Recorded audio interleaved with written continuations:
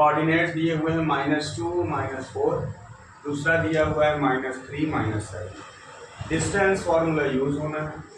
हम खाली कोऑर्डिनेट से वैल्यू एक बार लिख देते हैं ना बेटा, तो काफ़ी काम आसान हो जाता है।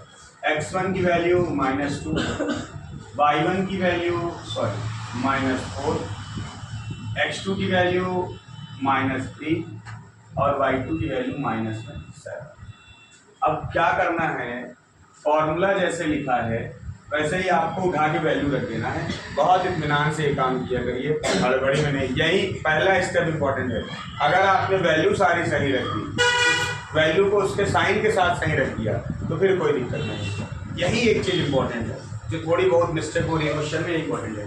x1 की वैल्यू है -2, ब्रैकेट में पहले x1 लिखा है, x1 की वैल्यू लिख दिया -2। अभी ध्यान से यहाँ समझिएगा, x1 की वैल्यू -2 रख दिया बेटा, उसके बाद फॉर्मूले में है बीच में माइनस, तो आप फॉर्मूला वाला लिखो माइनस, तब x2 की वैल्यू रखना है। x2 की वैल्यू कितनी है? -3 है, तो यहाँ उठा के -3 रख दो।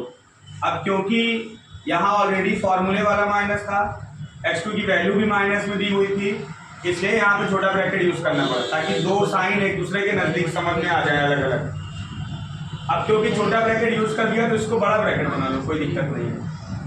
और फॉर्मूले में क्या स्क्वायर है, स्क्वायर डाल दो, फिर प्लस है, प्लस लिख लो।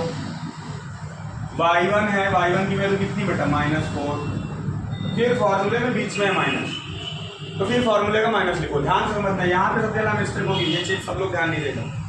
पहले y1 की वैल्यू लिखे, क्या है? -4, फिर है बेटा उसके बाद माइनस है, फॉर्मूले में लगा दिया, फिर y2 की वैल्यू लिखना है। अब y2 की वैल्यू -7 है, तो -7 को अलग से ऐसे ब्रैकेट में लिखेंगे और ये बड़ा ब्रैकेट कर देंगे, और फिर फॉर्मूले में ऊपर होल स्क्वायर, स्क्वायर डाल दो। वैल्यू रिप्लेसमेंट समझ में आ रहा है? वैल्यू रिप्लेसमेंट बहुत इंपॉर्टेंट है। अगर वैल्यू रिप्लेसमेंट का काम सही कर दिया, तो आगे के सॉल्यूशन के एक भी स्टेप में दिक्कत नहीं आनी। वैल्यू रिप्लेसमेंट में अगर एक मिस्टेक हुई बेटा, कोई साइन आपने गड़बड़ यूज किया, तो वहीं से काम गलत होना। आगे देखिए, -2 है, यहाँ पे दो साइन लगातार हैं, ये मल्टीप्लाई होंगे, माइनस माइनस प्लस हो जाता है, तो ये हो जाएगा प्लस में 3, और फिर ब्रैकेट लगाएंगे, ऊपर होल स्क्वायर है वो चलने देंगे, फिर प्लस है लगाएंगे, फिर ब्रैकेट करेंगे, -4 है लिखा रहेगा, अगेन दोबारा यहाँ पे माइनस माइनस का मल्टीप्लाई करेंगे और ये हो जाएगा प्लस।